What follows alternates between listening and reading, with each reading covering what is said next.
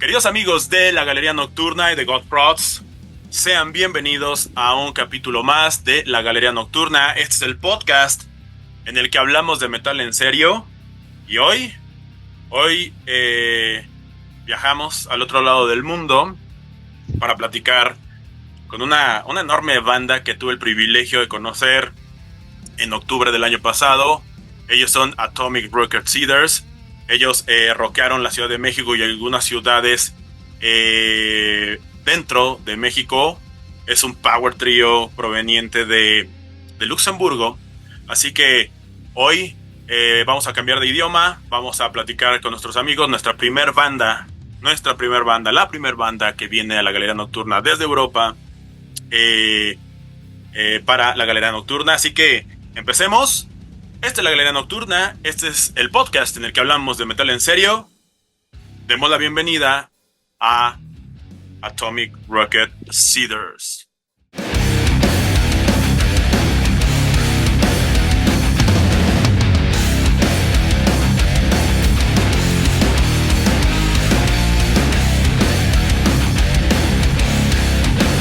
So, Terry, Top. Hi welcome. Everybody. Welcome. Thank you very much for. Thank you so much for the invite. Yeah, I have the honor to meet you and the rest of the band back in October or something like that last year, right? Around that time. Yeah, you were in Mexico playing some cities, and I saw your show, and I had to say that it is a really impressive style. There is an impressive, sound, and by the way, I have the gift that you gave me at that moment, and I would like to say, you kept it. yeah, absolutely, yes. And as you can see in my background, I'm a physical collector, right? Oh, that's amazing! CDs, vinyls, and all those things. So I have also vinyls. I love it. Yeah. Thank you. By the way. And thank you. I would like to start saying, Terry, that I really enjoyed your album. This is the Atomic Rocket Seeders album. I love it from start to finish. I didn't skip any song. I really enjoy it from the start to the end with that overture that is amazing to the end in that more smooth song. But in the between there are a lot of things, a lot of styles, sounds, aggressive, progressive, metalcore sounds, growls, and high, clean vocals, and all those things. So I would like to start this conversation talking about your history, how you become into Atomic Rocket Seeders, and how you create this amazing formula. Well, the basic idea started around, I would say, about 10 years ago, and it was a good friend of mine, Mike Riedel, a French guy, and he had the idea to start a band where there was a key, let's say, some stoner vibes in it, but it was mainly the idea that there are no real boundaries. So, because we were both in bands previously where we had the feeling, the impression that certain ideas were blocked off because of a restrictive mindset when it comes to writing music for different band or genre. And we didn't have that so much. For sure, metal is a key thing we loved, so we keep it in that way anyway, exactly. But yeah, without boundaries. And so, because we want to be sure that it works, we searched for a lot of time. We played with different people, and we tried out a lot of people until we finally said, okay, that project can start. And we started our first gig in, I think it was September in 2017 was our first concert. And so it took many years where we were just writing songs and searching for the right people. That's the beginning of Atomic Rocket Seeders. Yeah, I think that you mentioned a couple of words, keywords here, right? The first thing is to find the right people to create a band. You know, a band is not only a bunch of guys making some noise, and it is not like a hobby in when you're young and all those things. Making a band is a process. Is a hard job, right? So that I think that this is very important. And the other thing is that you just said very eloquent. Um, there is no boundaries, and that's why that's what I hear in your music. There is no boundaries, and I love that. Um, I know that you have been experimenting some changes in the lineup of the band. Who is now in the band? I mean, I know those guys, but I would like to Exactly. introduce those guys The, for the community. exactly. Yeah, those two guys you met in Mexico. Yeah, Luca D'Aresta on the drums, amazing drummer, cool guy, and Ashal Murti on the bass. He's a musical genius. He studied in Boston, Berkeley, music. He met a lot of people, and he is in so many different genres, crazy things, everything, especially jazz. So yeah, so we're glad to be with those people all together. It's really cool. Yeah, absolutely. You are the three of you guys are really you have a lot of energy. Agile is a rock star, moving all around the stage, and I love that kind of musicians that are really passionate on what they're doing. So, um, I would like to ask something about the scene in Luxembourg. How's the scene in Luxembourg? I'm talking about specifically metal scene. I mean, I would like to better understand how hard it is to keep a project like this in your country. How easy is that? I mean, venues, in terms of rehearsal rooms, and all those things. How is the scene there? Well, Luxembourg is in that fact alone really special because it's really, really small. We have like the whole country is about 700,000 people, something like that. So it's really small. So that's the first thing. So when you're a band, for sure you're going to push yourself a little bit on the national market, and because you want to play here, it's your country, you like it, but you never stop there because it's just too small of a country and of an audience. So anyway, you have more the mentality that you push it outside of the country also. So that's one thing. Now, if you take advantages, disadvantages a little bit that you could that I could think of right now is it's a really expensive country. So because it's a rich country in the economic in that way, but it means that also everything is really expensive to live in. So I think rents, food, whatever. So when you're an artist in any way, shape or form, it's really hard. It's hard also in a lot of different places, but Luxembourg is one of those countries where you don't have a lot of options if you want to stay in the country. Everything's really expensive here. So yeah, that's always a little bit hard. On the other side, you quite have the government is quite really interested in pushing arts in the country outside to export those things. So you have a lot of interesting fundings from the government, which is awesome.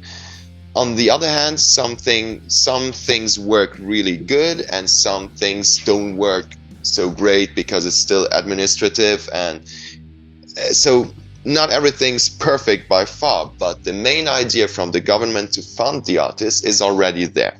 For sure, it's never enough to survive by that. But yeah, those are the first few things I would say that is special in Luxembourg. So also all the bands here, you're all friends, you're doing things together. Yeah, that's kind of big community and quite a lot of bands and musicians if you look just the sheer size of the country, there are quite a lot of things, especially in the last few years. It's coming back again. Yeah. Sounds fantastic. It is not. I mean, it is really know that in Mexico and Latin America it's pretty difficult. Typically, the people that is in a band typically play two roles, right? The musician role and the other role that you need to have an expert job to cover all your basic needs and all those things, and it's really hard. So it makes sense because I know that the Luxembourg is a top economy around the world. I know that, and I heard some days ago someone asked to Johannes Ekström from Avatar what things are doing in Sweden, why Sweden is exporting a lot of bands, and they said the same things that you are saying right now. I mean, the government is pushing that. You have all the fundings and mechanisms to put together projects, and they really push this thing forward, right? So that's a good point, Tab. Thank you for that. Well, I would like to better understand. We always ask about this to the band that come to the podcast. What is the band name about? What is Atomic Rocket Cedars about? Well, it's always when you search for band name in the beginning, so you just don't know what to take, and you search for different things. And at a certain point, one of our former bass players he just came up with that name, and we instantly, the two of the other guys, me and the other guitar player at the time, we found the name really interesting because it was like, because also our lyrics are a little bit social critical, not only but also. So we just thought this could be interesting. It's like also the energy that we try to do to have that authentic energy when we play. So we just thought, that name could be fitting. We're planting the seeds for small atomic rockets, and they just blow up. And we just thought it's a cool idea. It has nothing really more deep than that. We just found the name fits, and yeah. I mean, probably is not something deep, but definitely when you connect the dots, your musical sound, your energy, and you read Atomic Rocket Cedars, it makes absolutely sense, right? I mean, it sounds like makes sense what you are reading in the name, what you're hearing, and what you're seeing when we see you play, So it makes a lot of sense. So, what are your lyrics about? I mean, do you have any specific concept, or you are just writing things, or what is the concept behind your lyrics? I would say it's a mix of two, to me, important things when considering putting lyrics on a song. It's first of all, it's what you think of a story that you think could fit. Some things are related to how I would think or act, and other things are just putting myself into someone's role, someone's heights too. But it always matters first also how the song is, the energy of the song, the atmosphere, and everything. So when we write a song, at the end, I just try to think. I listen to the song really often, and then I try to have, if it's for instance more sad, more aggressive, and also in the song itself there are dynamics, so parts where suddenly it gets sad where before it was angry, and those things, and that's what I like to play with in the lyrics. So first the main topic needs to make sense with the song as a whole, and then in the end all the different dynamics and parts in the song should also be represented in the lyrics. So that's my main approach.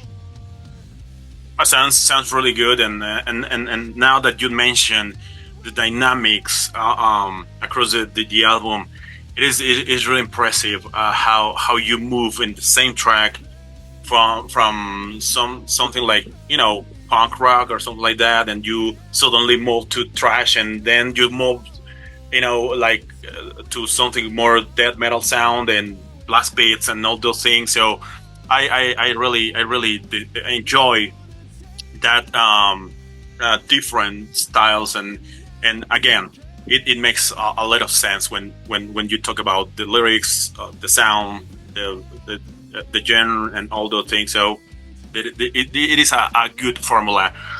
So Nice. what is your I mean your composition or creative process? How do you do that? I mean, you start with the lyrics, you start with some riff, or what's going Being on for that? me that the most important thing is the music first. It doesn't mean that I think lyrics are less important. I just think that's the first thing I attack when writing music. So it's really the music itself. And that's mostly I do the songwriting mostly. First starting with the guitar ideas, not every time, but mostly with guitars idea, and then mostly I instantly have some bass ideas in mind. And there also, because we're just a three-piece band, I mostly try to see the bass not as a second guitar that pushes low frequencies, but more as a second guitar that would add another layer on top of the guitar work, so that it's just not just making the same thing. And then I try, because I'm not a drummer. Drums are my favorite instruments, but I'm not a drummer. But I have my electric drums here. So for each part in the song, for each single thing, I just try to search and to play what I think would fit best. And then piece by piece, I write the drums, I record them that way, Mhm. so that I can have a finished demo track, really not quality wise, not great, but on a click track, so I can just show to my bandmates what was the first idea. And then exactly, and then when they have other ideas, we just add that or whatever. So that's mostly the process for the songwriting. And then, as I mentioned before, then the lyrics afterwards, depending on the mood of the song. And also, before I write the text from the lyrics, I always try to have exactly the melody that I would sing also with the rhythm. So that makes it really hard for me, because then I try to mix everything together, that it has to make totally sense with the song, with the lyrics, that it doesn't sound like bad English, meanwhile keeping exactly the phrases and the rhythm like I would. So sometimes I'm really long process just to write lyrics, because everything needs to fit perfectly. Yeah. Yeah. Yeah. Sounds good. Are you a self-produced band, or do you have anyone in the middle of the I mean the production, Like pre-production, labels? production? Yeah. No. I mean a creative person. You know, like a Ah, producer. okay, I see. Do you have So a? Yeah. no, no, that's just done by me, by us in that way. Yeah, we have Okay. no one. Also No. in the studio, we know exactly what we want, and then we try to get that. We have the artistic vision. That's an Yeah. advantage that you can have when you're independent and whatever. Yeah. Yeah. That's Yeah. also really Absolutely. important to me.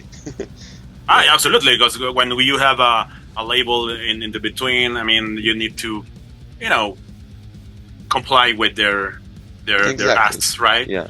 Yeah. And by the way, I've read some materials and interviews in the internet, and I've read a very interesting concept that you mentioned, that you are a independent metal, independent alternative metal trio. Is that right? Makes sense. Makes sense. Yeah. Yeah. Yeah. Yeah. Okay. Sounds like, you know, independent, self-produced, and all those things. Yeah. I mean, here in Mexico, pretty much we are doing the same thing, because we the labels in Mexico are supporting other genres the most. The metal scene in Mexico is I mean, it's big, but not Hmm. big enough, right? So Okay. absolutely sounds familiar to me. Yeah.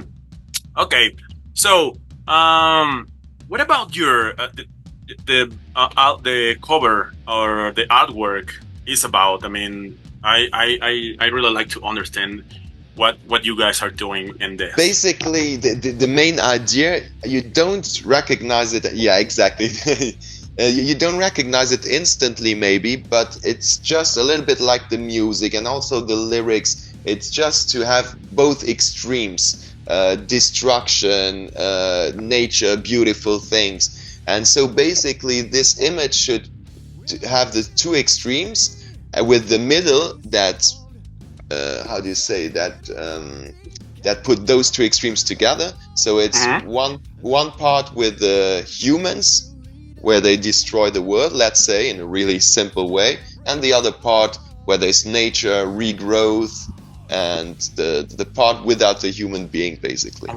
So with the two and then extremes. taking back their territory, or taking whatever. back or coming afterwards, depending how the cycle, how you see it. It can be both. It can be before humans, and it can be nature after the humans were extincted, for instance.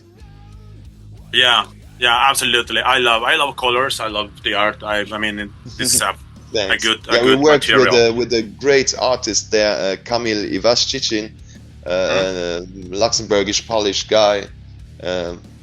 Cool guy. So. Okay. Sounds good. It is a piece of art. This musically and artwork and sound and all those things. So I would like to ask just a couple of more questions. Stop.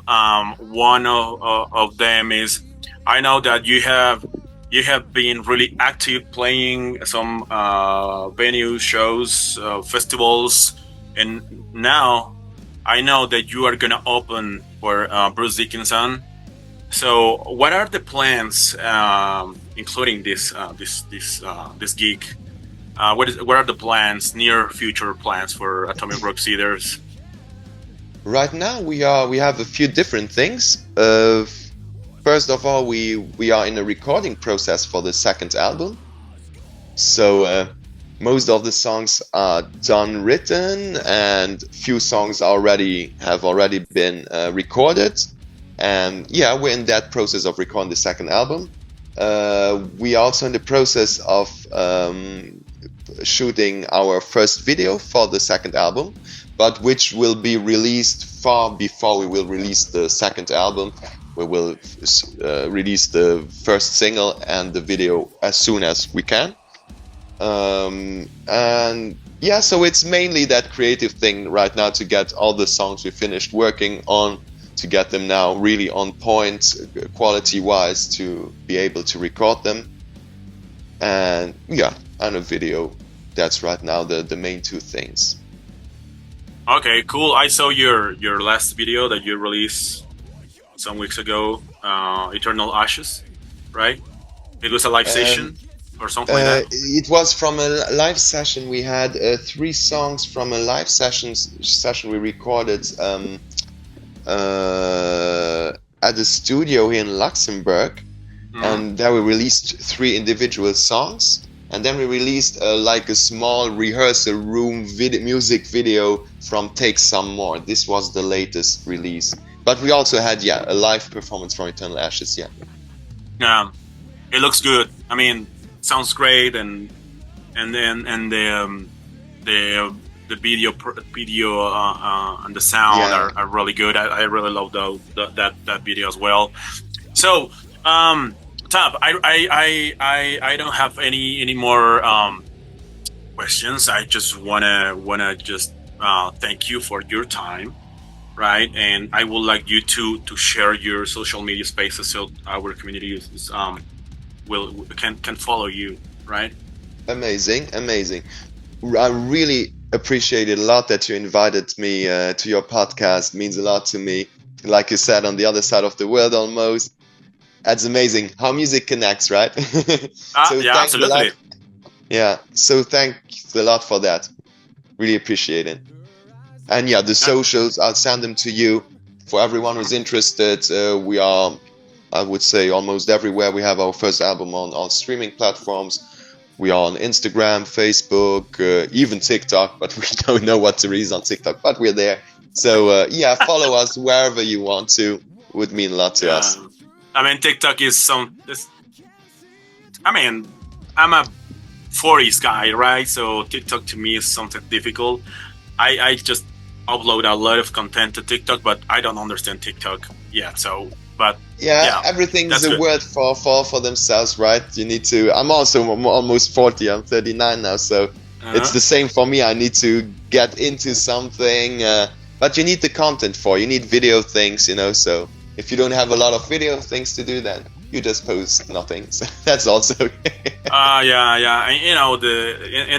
And, and you need to, if you want to keep alive on that digital spaces or social media, you need to create content, a lot of content, and uploading a lot of content every day. And I mean, come on, you cannot run the business and doing this thing, so it's pretty difficult. But definitely those social media are really helpful these times, right? That's it. That's so important. But on the other hand, you need to be. It's important not to get crazy about it, because mainly it's your art or whatever you're doing and you like to do before those platforms. Those platforms are important, but we need to keep the focus on the main art. yeah, absolutely. Oh, amazing. I agree. Totally agree. Cool. So, Tab, thank you very much. Thanks again, you. thanks for your time. I saw you live. I heard your music. I follow you, so I'm a big fan of what you're about what you are doing, guys. So, keep rocking. You are doing an extraordinary things. Let me know when the album, the new album is ready. I will for sure. So we love in the podcast making reviews, album reviews. So we can do that. I'll send you the CD as soon as we have it, and then you're one of the first to listen to it, and you can do whatever you want with it. So thanks a lot for having us, and also greetings for the other two. They couldn't make it today, but I know, and I understand, and I know that sometimes we are in the opposite sides of the globe, so I know, I understand. Yeah, but next time for sure. Yeah, absolutely. Okay, so Tab, thank you very much. Thank you. Bye. Have a good day. Bye. Have a good one. Bye bye. Vámonos directamente a la agenda metalera. Nos estamos yendo el 8 de junio al Hell on Earth Tour con Havoc, Discharge, Midnight, que va a estar sucediendo este próximo sábado. Olifia en la velaria del Velódromo el 13 de junio no vamos a estar. Batushka el 3 de agosto 2024 no vamos a estar. Tesseract en el Auditorio Blackberry. Ahí nos vemos el 4 de septiembre. Candelabrum Metal Fest, velaria de la feria en León, Guanajuato. Allá nos vemos 6 y 7 de septiembre sin duda. Metallica en el Estadio GNP del 20 al 29 de septiembre. Los 4 Not Repeatable Shows, una de las producciones, una de las giras, uno de los escenarios más asombrosos de toda la historia del metal. Ahí con Metallica nos vamos a ver. México Metal Fest en la Expo Guadalupe se está poniendo buenísimo. La verdad es que no lo tenemos en el pipeline, pero ya lo estamos considerando. Estamos considerando estar por allá el 12 de octubre en la Expo Guadalupe. Slipknot, Parque Bicentenario, 9 de noviembre. Por supuesto que no vamos a estar ahí. Iron Maiden, Estadio GNP, 20 de noviembre. Sonata Ártica en México, del 12 al 15 de noviembre en varias ciudades de México. MXMF Metal Fest, Velódromo de la Ciudad de México, 17 y 18 de noviembre. Épica, Auditorio Nacional, 6 y 7 de diciembre. Ya hicieron un sold out, probablemente estemos ahí, todavía no lo sabemos. Ginger, en el Circo Volador, el 20 de diciembre. Tatiana Schmailuk y compañía. Sí, la vamos a volver a ver porque ella se merece eso y más. Así que esto fue todo por hoy. Gracias a nuestros amigos de Atomic Rocker Cedars por estar con nosotros. Síganos, estamos en redes sociales, estamos en God-Prods para Instagram, estamos en GodProds para YouTube, Facebook y TikTok, y estamos en GodProds para todas las plataformas, en donde quiera que escuchen podcast. Ahí está la Galería Nocturna y está Metal Pulse. Ya se acerca el final de mayo, así que esperen el review de todo lo que sucedió en la escena más feroz del planeta con Metal Pulse. Muchísimas gracias por su atención. Nos vemos la siguiente. Bye bye.